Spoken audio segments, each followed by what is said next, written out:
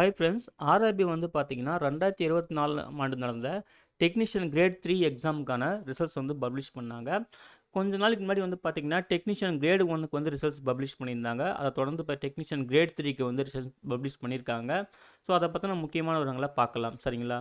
So இந்த டாக்குமெண்ட்டில், அதாவது இது வந்து பார்த்தீங்கன்னா நம்ம சென்னை வெப்சைட்டில் அஃபிஷியலாக வெளியிட்டிருக்க அந்த டாக்குமெண்ட், ஆர்ஆர்பி சைட்லேருந்து வெளியிட்டிருந்த இந்த பிடிஎஃப் ஃபைலில் வந்து பார்த்தீங்கன்னா சொல்லியிருக்காங்க. அதாவது கடந்த வருடம் டிசம்பர் மாதம் 20ஆம் தேதியிலிருந்து 30ஆம் தேதி வரைக்கும் வந்து பார்த்தீங்கன்னா டெக்னீஷியன் கிரேட் 1 கிரேட் 3க்கு வந்து எக்ஸாம் நடந்து முடிஞ்சது. அதுக்கான ஷார்ட் லிஸ்டட் கேண்டிடேட் லிஸ்ட்டு, அந்த லிஸ்ட்டை வந்து நாங்கள் வந்து பப்ளிஷ் பண்ணியிருக்கோம். நீங்கள் வந்து பார்த்தீங்கன்னா உங்கள் ரோல் நம்பர் யூஸ் பண்ணி நீங்கள் செக் பண்ணிக்கலாம்.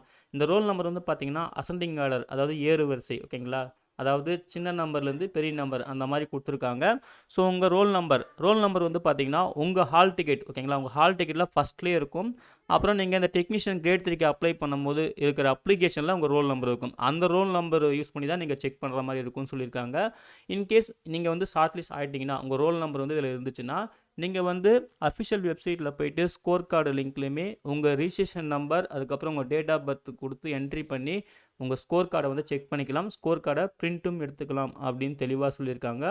அதுக்கான ஃபெசிலிட்டி வந்து பார்த்தீங்கன்னா 31 மார்ச் 2025 வரைக்கும் தான் அவைலபிளாக இருக்கும். ஸோ அதுக்குள்ளே நீங்கள் ஷார்ட் லிஸ்ட் ஆனீங்கன்னா உங்கள் ஸ்கோர் கார்டை பிரிண்ட் எடுத்து வச்சுக்கோங்க. அது ரொம்ப சேஃப், டாக்குமெண்ட் வெரிஃபிகேஷன்ஸ் எல்லாத்துக்கும், சரிங்களா? அதே போல் ஷார்ட் லிஸ்ட் ஆன கேண்டிடேட் வந்து பார்த்தீங்கன்னா டாக்குமெண்ட் வெரிஃபிகேஷன், மெடிக்கல் எக்ஸாம் வந்து அட்டன் பண்ணுற மாதிரி இருக்கும்.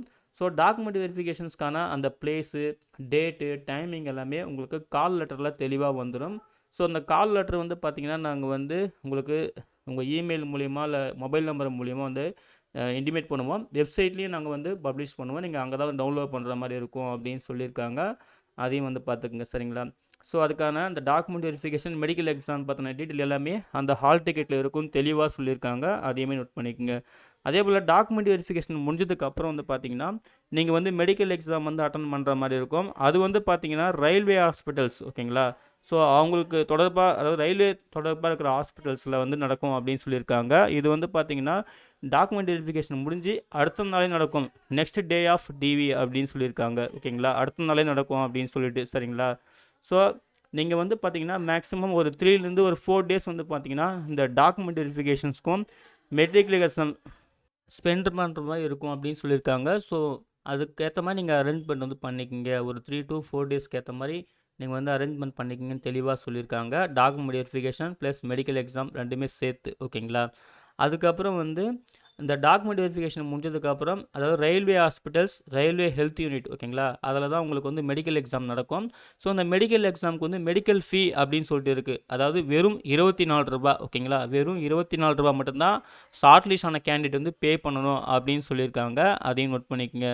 சப்போஸ் ரேர் கேஸ் சில கேண்டிடேட்லாம் வந்து பார்த்தீங்கன்னா இன்கேஸ் சிடி ஸ்கேன் எடுக்கணும், அல்ட்ராசவுண்டு, இந்த மாதிரி சில டெஸ்ட்லாம் எடுக்கணும் அப்படின்னு பார்த்தீங்கன்னா, இன்கேஸ் அது ரயில்வே ஹாஸ்பிட்டலில் இல்லை அப்படின்னு பார்த்தீங்கன்னா, நீங்கள் வந்து வேறு எங்கன்னா ப்ரைவேட்டாக எடுக்கிற மாதிரி இருந்துச்சுன்னா அதுக்கான காஸ்ட்டு வந்து, அதாவது தேவைப்பட்டால் மட்டும் அதுக்கான காஸ்ட் நீங்கள் தான் பார்த்துக்கணும் அப்படின்ற மாதிரி இதில் சொல்லியிருக்காங்க. அதை வந்து பார்த்துக்குங்க. அது ரேர் கேஸுக்கு தான், சரிங்களா? அதே போல் ஷார்ட் லிஸ்ட் ஆன கேண்டிடேட் வந்து பார்த்தீங்கன்னா ஒரிஜினல் டாக்குமெண்ட் வந்து ப்ரொடியூஸ் பண்ணுற மாதிரி இருக்கும் டாக்குமெண்ட் வெரிஃபிகேஷன்ஸ்க்கு, சரிங்களா?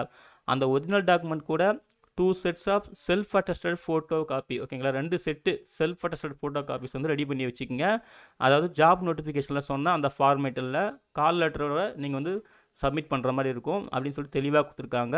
அதே போல் ஷார்ட் லிஸ்ட் ஆன கேண்டிடேட் வந்து பார்த்தீங்கன்னா நீங்கள் ஃபோட்டோ அண்ட் சிக்னேச்சர் நீங்கள் வந்து அப்லோட் பண்ணுற மாதிரி இருக்கும் டாக்குமெண்ட் வெரிஃபிகேஷனுக்கு முன்னாடி போகிறதுக்கு முன்னாடி, சரிங்களா? அதுக்கான லிங்க்கையுமே இங்கே கொடுத்துருக்காங்க. போர்ட்டல் அப்படின்னு சொல்லிட்டு லிங்க் இருக்குது. அதில் நீங்கள் போய்ட்டு கிளிக் பண்ணி நீங்கள் உங்கள் ஃபோட்டோவை, உங்கள் சிக்னேச்சர் வந்து அப்லோட் பண்ணணும். ட்ரூ கலர், ஓகேங்களா? தெளிவாக கொடுத்துருக்காங்க. ஸோ கரெக்டாக அப்லோட் பண்ணுறங்க. அதுக்கப்புறம் டாக்குமெண்ட் வெரிஃபிகேஷனுக்கான அந்த ஃபார்மேட், உங்கள் சர்டிஃபிகேட் ஃபார்மேட் வந்து பார்த்தீங்கன்னா இங்கிலீஷ் இல்லைனா ஹிந்தி, இந்த ஃபார்மேட்டில் ஏதாவது ஒரு ஃபார்மேட்டில் கண்டிப்பாக இருக்கணும் அப்படின்னு சொல்லியிருக்காங்க, ஓகேங்களா? அதுக்கு மேலே வந்து பாருங்கள், சொன்ன டேட் அண்ட் டைமில் தான் கேண்டிடேட் வந்து அட்டன் பண்ணணும். ஃபர்தராக வந்து எந்த விதமான டைம்லாம் வந்து நாங்கள் கொடுக்க மாட்டோம் இன்கேஸ் கேண்டிடேட் வந்து ஆப்சண்ட் ஆகிட்டா, ஓகேங்களா? ஸோ அதையுமே சொல்லியிருக்காங்க. சப்போஸ் நீங்கள் ஆப்சண்ட் ஆகிட்டிங்கன்னா உங்களுக்கு நாங்கள் அந்த கேண்டிடேட் நீங்கள் ஷார்ட் லிஸ்ட் ஆகிட்டிங்க இல்லையா, அது உங்களுக்கு வந்து அவ்வளோதான், லாஸாக நடந்தால் அர்த்தம் அப்படின்னு சொல்லியிருக்காங்க. ஸோ சொன்ன டேட் அண்ட் டைமில் கரெக்டாக வந்து அட்டன் பண்ணுறங்க அப்படின்னு தெளிவாக கொடுத்துருக்காங்க, ஓகேங்களா? அதே போல் நீங்கள் ஸ்கோர் கார்டெலாம் செக் பண்ணிக்கலாம், நம்ம ஸ்டார்டிங்லேயே சொல்லியாச்சு. நீங்கள் வந்து பார்த்தீங்கன்னா 31 மார்ச் 2025 அந்த டேட்டுக்குள்ளே செக் பண்ணி பிரிண்ட் எடுத்துக்கிறது ரொம்ப நல்லது உங்கள் ஸ்கோர் கார்டை. ஓகேங்களா? உங்கள் registration number, date of birth use பண்ணி பிரிண்ட் எடுத்துக்கோங்க. ஓகேங்களா? அதே போல் இது வந்து பியூராக மெரிட் பேசிஸ் தான். நீங்கள் ஷார்ட் லிஸ்ட் ஆகிட்டா கூடமே இதுக்கப்புறம் டாக்குமெண்ட் வெரிஃபிகேஷன், அப்பாயின்மெண்ட் வரைக்குமே நீங்கள் கேர்ஃபுல்லாக இருந்துக்குங்க. எந்த விதமான இந்த ஃப்ராட் இந்த மாதிரி விஷயத்தெல்லாம் வந்து இன்வால்வ் பண்ணாமல் இருங்க. சப்போஸ் அப்படி மாட்டினீங்கன்னா கண்டிப்பாக உங்கள் கேண்டிடேட்ஸை நாங்கள் வந்து கேன்சல் பண்ணுவோம், உங்கள் அப்பாயின்மெண்ட்டை கேன்சல் பண்ணுவோம் அப்படின்னு தெளிவாக கொடுத்துருக்காங்க. ஸோ கேர்ஃபுல்லாக இருந்துக்குங்க, அது ரொம்ப முக்கியம். அப்புறம் அன்சக்ஸஸ்ஃபுல் கேண்டிடேட் யாரெல்லாம் செலக்ட் ஆகலையோ அவங்களுக்கு நாங்கள் வருத்தம் தெரிவிக்கிறோம், தொடர்ந்து ட்ரை பண்ணுங்க அப்படின்ற மாதிரி சொல்லியிருக்காங்க. அதையும் நோட் பண்ணிக்கோங்க. ஓகேங்களா? ஸோ நீங்களும் தொடர்ந்து ட்ரை பண்ணுங்கள், கண்டிப்பாக உங்களுக்கு ஒரு நாள் வெற்றியும் நிச்சயம் கிடைக்கும். அதே போல் இது பியூராக மெரிட் பேஸ் தான். இந்த மெடிக்கல் ஃபீஸ் தவிர அந்த 24 ரூபாய் தவிர நீங்கள் எந்த விதமான ஃபீஸும் பே பண்ணுற மாதிரி இருக்காது. தெளிவாக நோட் பண்ணிக்கங்க. அப்புறம் எந்த வித ஜாப் ஸ்கேமும் கிடையாது. ஸோ இது தெளிவாக நோட் பண்ணிவிட்டு கேர்ஃபுல்லாக இருங்க அப்படின்னு சொல்லியிருக்காங்க. அப்பப்போ ஆர்ஆர்பி அஃபிஷியல் வெப்சைட்டை செக் பண்ணிட்டே இருங்க, அதில் இருக்கிற இன்ஃபர்மேஷன்ஸ் மட்டும் நம்புங்க அப்படின்னு சொல்லியிருக்காங்க. அதையும் பார்த்துக்குங்க. அதுக்கப்புறம் வந்து பார்த்தீங்கன்னா உங்கள் ரோல் நம்பர் லிஸ்ட்டு வந்து கொடுத்துருப்பாங்க. இது அசெண்டிங் ஆர்டரில் இருக்குது. ஸோ உங்கள் ரோல் நம்பர் வந்து கரெக்டாக இருக்கான்னு செக் பண்ணிக்கங்க. அப்போ தான் நீங்கள் ஷார்ட் லிஸ்ட் ஆகிட்டிங்கன்னு அர்த்தம். ஓகேங்களா?